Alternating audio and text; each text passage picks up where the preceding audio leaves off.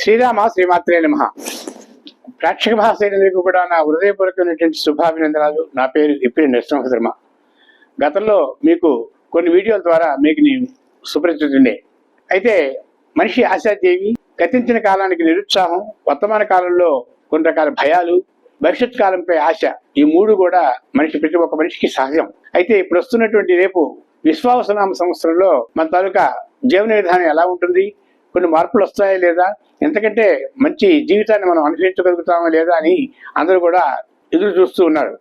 అయితే దీనికోసం వాళ్ళ తాలూకా నక్షత్రాలని వేదవిధులకు తెలియజేసి విశ్వాసనామ సంవత్సరంలో ఎలా ఉంటుంది, మా భవిష్యత్తు ఏంటి, మా ప్రణాళికలు ఏంటి, మేము ఏ విధంగా కొన్ని రకాల చర్యలు తీసుకోవాలి, ఏవి మానుకోవాలి అనే విషయం మీద చాలామంది వీడియోల ద్వారా, తర్వాత టీవీల్లో కూర్చొని బ్రాహ్మణులకు సంప్రదించి ఈ ప్రకారంగా వాళ్ళ తాలూకా వ్యక్తిగత జాతకానికి అడిగి సమాచారాన్ని తెలుసుకుంటున్నారు. ముఖ్యంగా చెప్పవలసిన విషయం ఏంటంటే, జ్యోతిష శాస్త్రంలో నవగ్రహాలు కూడా ప్రతి ఒక్క మనిషికి కూడా శుభాలను ప్రసాదించేవి అని చెప్పేసి నమ్మాలి. ఎందుకంటే నవగ్రహాల తాలూకా సంచారం ఉండబట్టే మనిషి ఆయురారోగ్య భాగ్యాలను పొందగలిగి భక్తితో నిరంతరం తన తాలూకు స్వశక్తి మీద జీవిస్తూ కష్టసుఖాలను తెలుసుకుంటూ దానికి అధిగమిస్తూ జీవనం కొనసాగిస్తున్నాడు అన్నది వేదాల్లో ఉండేటువంటి ఒక భక్తి పెద్ద విశ్వాసం. అయితే విశ్వాసనామ సంవత్సరంలో ఉదాహరణ మనం చెప్పాలంటే గోచారానికి ఎక్కువ ప్రాధాన్యత ఇస్తూ కొన్ని పంచాంగాల్లో ఈ రాశి వారికి ఏలినాటి శని, ఈ రాశి వారికి అష్టమ శని, ఈ రాశి వారికి ద్వాదశ శని, తర్వాత ఈ రాశి వారికి ఏమో షష్ఠ శని, కంటక శని, అర్ధాష్టమ శని అని రకరకాల ప్రభావాలు ఒక్క శని మీదే పెట్టి చెప్తూ ఉన్నారు గోచారంలో. టీవీల్లో కూడా సమాచారం కూడా అలాగే వస్తూ ఉంది. అది కొంతమంది భయప్రాంతాలు చేస్తున్నాయి. శని అంటే మనకు పీడించేవాడని, అనేక రకాల ఇబ్బందులు పెట్టేవాడని అని చెప్పి చాలా మందికి అపోహ ఉంది. కానీ ఇక్కడ చెప్పవలసిన విషయం ఏంటంటే, ఏనాటి శనిలో పెళ్లి కాని అమ్మాయిలకి పెళ్లిళ్ళు అవుతాయి, తర్వాత అబ్బాయిలకి తర్వాత ఇల్లు కట్టుకునే అవకాశం ఉంటుంది, సకల శుభాలు పొందే అవకాశాలు ఉంటాయి. ఏలినాటి శని ఎవరికి కూడా బాధ పెట్టే స్వభావంతో ఏలినాటి శని ఉండదు. అది చాలా మందికి తెలియదు. అయితే ఏలినాటి శని వస్తే కానీ పాత తప్పులు తీరవు, ఏలినాటి శని వస్తే కానీ రాజకీయ నాయకులు ఎవరు, ఏలినాటి శని వస్తే కానీ అమ్మాయిలకి పెళ్లిళ్ళు కావు. ఈ ప్రకారంగా సమస్త శుభాలను ప్రసాదించేది ఏలినాటి శని అని చెప్పేసి చాలా మందికి తెలియదు ఈ విషయం. మేషరాశికి వచ్చేటువంటి ఏలినాటి శని కూడా ఒక గొప్ప యోగాన్నే ప్రసాదిస్తుంది.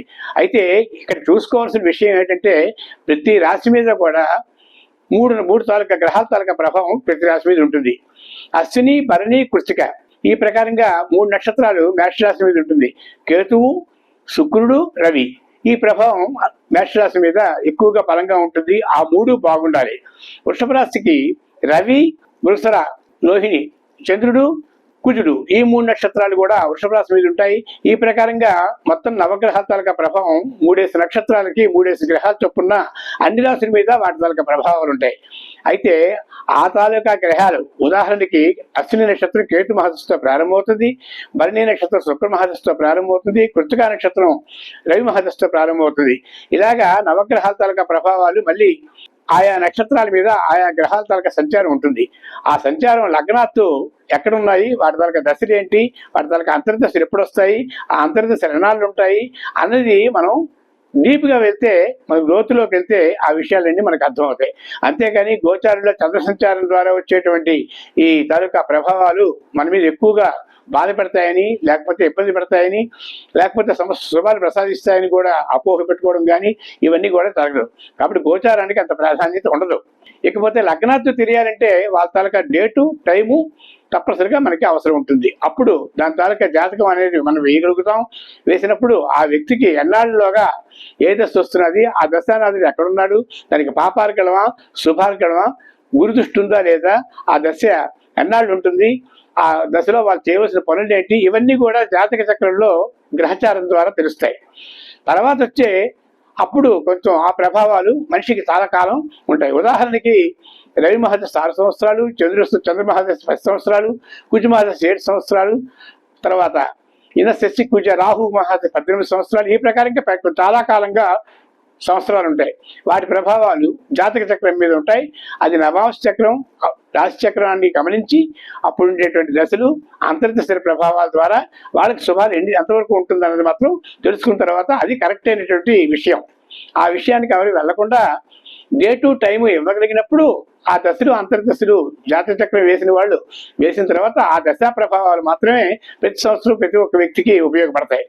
గోచారంలో వచ్చేటువంటి చంద్రస్థితి వల్ల వచ్చేటువంటి సమాచారం తాత్కాలికం కాబట్టి గ్రహచారంలో ఆ దశలు కొన్ని బాగులేకపోతే అప్పుడు గోచారంలో ఉండేటువంటి శుభ ఫలితాలను కూడా జోడించినట్లయితే ఆ వ్యక్తికి కొంత మనశ్శాంతి వస్తుంది. లేకపోతే గోచారంలో వచ్చేటువంటి ఒక్క విషయంకే ఎట్టి పరిస్థితుల్లో కూడా మనిషి సుఖంగా ఉంటాడు అనుకోవడం తప్పు.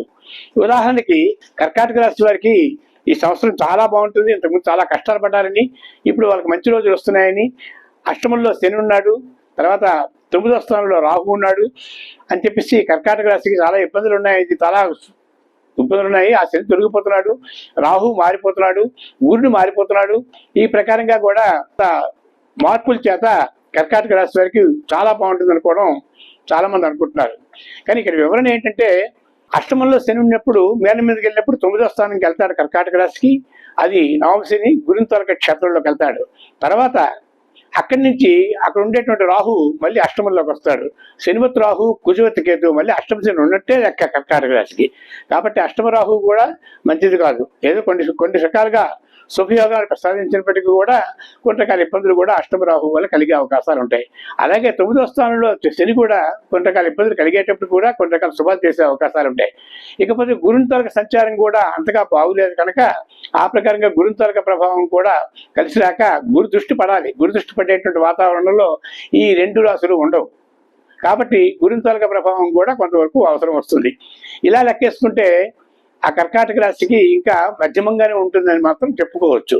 కాబట్టి అయితే ఇవన్నీ ఏం చేయాలనుకుంటే ఎక్కడ పరిష్కారాలంటూ ఏం చేయలేదు, మానసికమైనటువంటి అశాంతిని తొలగించుకొని దైవారాధన కలిగి ఉండి శుచిర్భూతమైన వాతావరణంలో ఉండి వాళ్ళు ఆ దశ అంతర్దశలో తీసుకోవాల్సిన నిర్ణయాలకి కొంచెం గట్టి నిర్ణయాలు అయితే ఆర్థికపరమైనటువంటి పెద్దగా ప్రణాళికలు వేసుకుంటే దాన్ని కొంచెం అరికట్టుకొని మంచి శుభమైన వాతావరణం వచ్చే వరకు వేచి ఉండి ఆ డబ్బుని అప్పుడు ఉపయోగించుకోవాల్సిన అవసరాలు ఉంటే అలా జ్ఞానంగా ఆలోచించుకొని ప్రణాళిక వేసుకుంటే తప్పనిసరిగా వాళ్ళ జీవితం ఒక మార్గంలో వెళ్తుంది.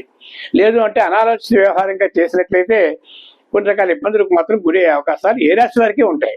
కాబట్టి ఎవరు అపోహ పడకూడదు. అందరికీ కూడా శని భగవానుడు, రాహు భగవానుడు, తర్వాత గురు భగవానుడు కూడా అందరికీ కూడా సమస్త శుభాలని ప్రసాదిస్తాడు. విశ్వావసనామ సంవత్సరంలో ప్రజాక్షేమం చాలా బాగుంటుంది. గత కాలం కంటే విశ్వావసనామ సంవత్సరంలో పంటలు అభివృద్ధిగా ఉంటాయి. తర్వాత సమస్త సుభిక్షంగా ఉంటుందని చెప్పేసి కూడా పంచాంగాలు తెలియజేస్తున్నాయి. గ్రహ సముదాయం కూడా బాగుంది. వ్యక్తి జాతకం కూడా అంతవరకే శుభప్రదంగా ఉంటుందని ఎవరు అపోహలు గురి కాకుండా తప్పనిసరిగా విశ్వావసనామ సంవత్సరాన్ని అందరూ ఆనందమయంగా జరుపుకుంటారని చూసుకొని విశ్వావసనామ సంవత్సరంలో ఆశాజనకంగా జీవిస్తారని కోరుకుందాం. ఇకపోతే మీకు ఎవరికైనా సరే ఏ విధమైన ఇబ్బంది ఉన్నట్టయితే 9440716193 ఈ నెంబర్కి ఫోన్ చేసినట్లయితే మీ తాలూకా జాతక చక్రంలో ఇప్పుడు ఉండేటువంటి దశ ఏమిటో అంతర్దశ ఏమిటో తెలియజేసే అవకాశం ఉంటుంది. ఆ అంతర్దశ ప్రభావం వ్యక్తిగతంగా చెప్పడం జరుగుతుంది. దాన్ని తీసుకోవాల్సిన జాగ్రత్తలు కూడా చెప్పవలసిన అవసరం ఉంటుంది, చెప్తారు. కాబట్టి నాకే కాదు జాతక చక్రం వేసిన వాళ్ళకి నేనే రాస్తాననుకోను. కాబట్టి 9440716193 ఫోన్ చేస్తే నా వరకు వచ్చిన జాతకాలు తప్పనిసరిగా అప్పుడు వాళ్ళ తాలూకా వ్యక్తిగతమైన జాతకం అది. ఆ జాతకానికి ఇప్పుడు గోచారం కూడా జడ్జ్ చేసి వాళ్ళకు ఉండేటువంటి ఏమాత్రం భయాలున్నా ఆ భయాలన్నీ నివారించి దానికి తగిన చిన్న తరుణోపాయాలు తెలియజేసే అవకాశం ఉంటుంది. కాబట్టి నవగ్రహ దేవత భక్తులందరూ కూడా ఈ విషయాన్ని గమనించవలసిందిగా కోరుతున్నాను. స్క్రోల్ అవుతున్నది నెంబరు, ఆ నెంబర్కి ఫోన్ చేస్తే ఇప్పుడున్న పరిస్థితి ఏ రాశి వారికి ఎలాంటి ప్రభావం ఉందో కూడా ఆ జాతక చక్రం ద్వారా మాత్రమే తెలుస్తుంది. గోచారానికి అంత బెంగ పెట్టుకొని అనేక రకాలుగా ఇబ్బందులు పడి రేపు ఏం నడిచిన వస్తున్నదని చెప్పేసి కానీ మరో శని వస్తున్నదని కానీ ఈ విధంగా ఇబ్బందులు పడిపోయి మీరు మానసికంగా శారీరకంగా కుంగిపోవడం మాత్రం తప్పని చెప్పేసి గమనించవలసిందిగా కోరుకుంటూ సెలవు తీసుకుంటున్నాను. నాకు ఈ నెంబర్కి అవసరం ఉన్నవాళ్ళు తప్పనిసరిగా ఫోన్ చేయండి. తప్పనిసరిగా నా వెంతో సహకారంగా తప్పకుండా మీ తాలూకా దశ అంతర్దశలు వేసి మీకు ఎప్పటి నుంచి సుఖమయ జీవనం ఉంటుందో, ఏ ప్రణాళికలు వేసుకోవాలో, ఏవి మానుకోవాలో, ఎలాగా మన జీవన సరళి మలుచుకోవాలో నేను తెలియజేయడం జరుగుతుంది. అంతవరకు సెలవు. మీ ఇప్పుడు నరసింహ శర్మ.